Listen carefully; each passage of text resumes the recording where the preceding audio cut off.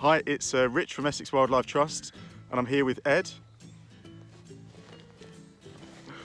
So me and Ed today are going to do a scavenger hunt. It's a great way to get to know your garden and your surrounding area, and always good to have a theme as well. So today our theme is going to be yellow wildflowers, and we're going to aim to get the big three. So the big three are Dandelions, daisies, and buttercups. and buttercups. Dandelions, daisies and buttercups. So wish us luck and see you soon.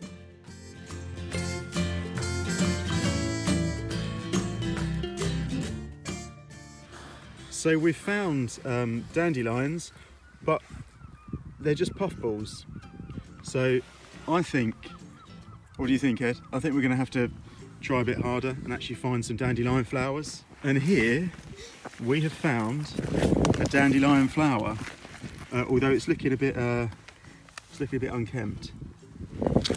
So dandelions are called dandelion because that means lion's tooth in French, and that's because these leaves look like teeth. You see that, Ed? So they're often talked about in terms of sun, moon and stars. So they start as the sun, which is the flower, and then they eventually reduce down to these puffballs which are ready to seed, and then when you pick them up and blow them, they turn into stars.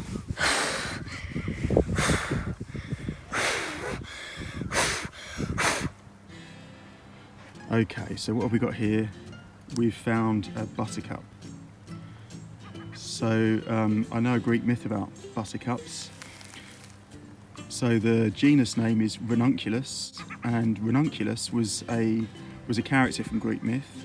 He was a boy who had the best singing voice in the world, and apparently one day he was singing to wood nymphs, and he sung so beautifully that he collapsed and died, and so the gods commemorated him by turning him into a yellow flower, and that was the first buttercup.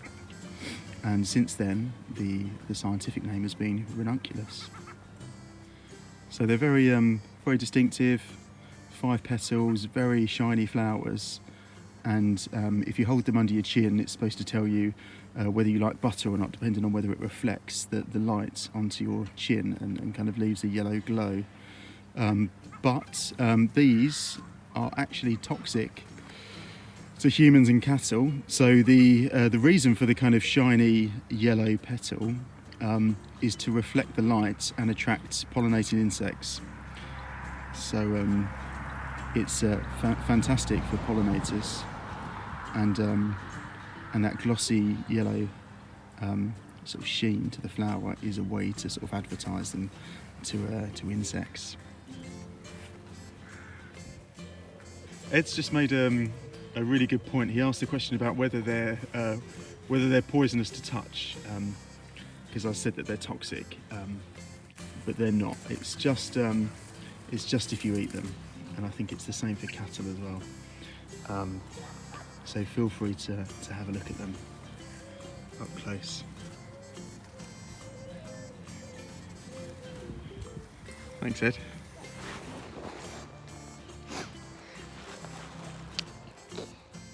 Look at that, his whole face has turned yellow. Definitely a butter lover. Yeah? Yeah? Yeah. 2 butter lovers. So we've arrived at the daisies. We finally found them. They're normally everywhere, and I think there's lots of stories and songs about daisies because I think they're so present in the landscape. They're sort of firmly fixed in the national consciousness. But we've struggled to find some, and as you can see, we've arrived a bit late and they're closed for the night. They're closed for business. So when I was a kid, Ed, there was this rhyme, he loves me not, or she loves me not in my case, and it was a petal plucking song. So you'd pick the petals one by one from the daisy, and depending on whether you landed on she loves me or she loves me not, would tell you the thoughts of the person that you had in mind. So if you landed on She Loves Me Not, it's bad news, I'm afraid. So one of the unusual things about daisies is that they're not actually a single flower. They're a composite flower. So if you can just see the head there of the flower. So it's made up of lots of tiny flowers.